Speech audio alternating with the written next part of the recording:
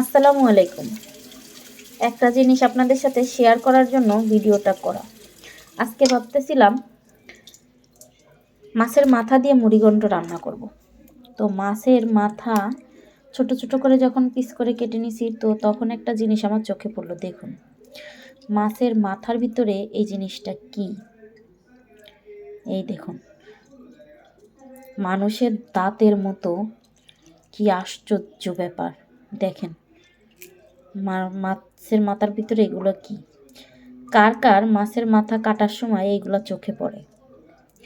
আর একটা মাছ কাটছি, কিন্তু ওটার ভিতরে আমি কিছুই পাইলাম না।